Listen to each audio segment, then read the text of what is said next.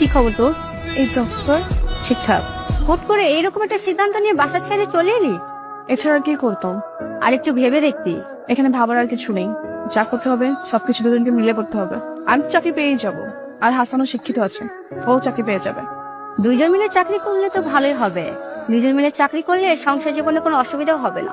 কিন্তু তার আগে তো একটু থাকার জন্য বাসা দরকার। আমার পরিচিত একটা আঙ্কেলের বাসা আছে, বাসায় মোটামুটি ফার্নিচারও আছে, তুই চাইলে থাকতে পারিস। কোথায় এটা? সামনের মহল্লায় বসতি, থাকতে পারবি তো? সবই তো শুনে, এখন আমরা দুজন মিলে যদি চাকরি করি, একটু কষ্ট করে থাকি, তাহলে আমাদের সংসারটা অনেক ভালোই চলবে। আমার তো কোনো সমস্যা নেই, আমি বলছি যে তারপর যেখানে ইচ্ছে সেখানে থাকতে পারবো, কিন্তু তুমি থাকতে পারবে তো? হ্যাঁ, সমস্যা নেই, আমি চেষ্টা করব। আর তার চেয়ে বড় কথা, তোমাকে তো ছোট হয়ে থাকতে হবে না, আমরা আত্মসম্মান নিয়ে বাঁচতে পারবো।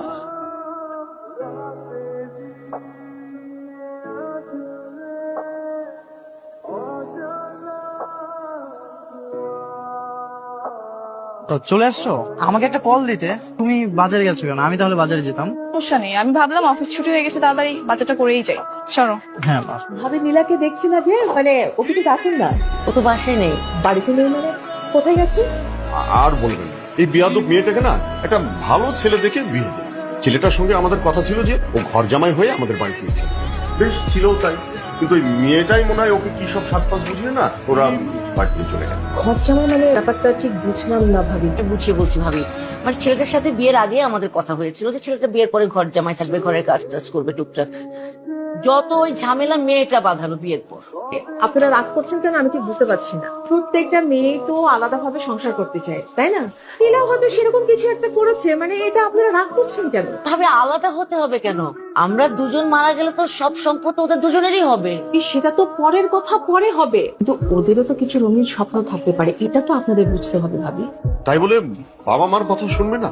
ভাইজান, আমি আপনাকে বলবো, ভাবি যদি আপনাকে দিয়ে এই বাড়ির সমস্ত কাজকর্ম করায়, আপনার কি সেটা ভালো লাগবে? ওদের একটা মাত্র মেয়ে, ওদের কাছে যান, ওদেরকে বুঝিয়ে সুঝিয়ে নিয়ে আসুন। আচ্ছা, এই মেয়েটাকে যে আপনারা দূরে রেখেছেন, আপনারা দুজন কি ভালো আছেন? কষ্ট পাচ্ছেন না? তা তো একটু কষ্ট হচ্ছেই, একমাত্র মেয়ে আমার।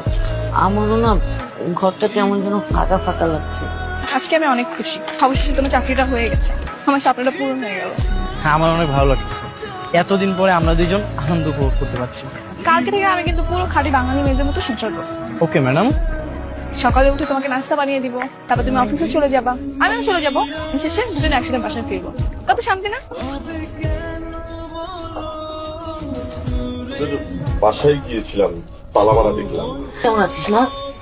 ভালো। তোমরা এখানে কেন? আমরা ওদের নিতে এসেছি। নিতে আসছো মানে?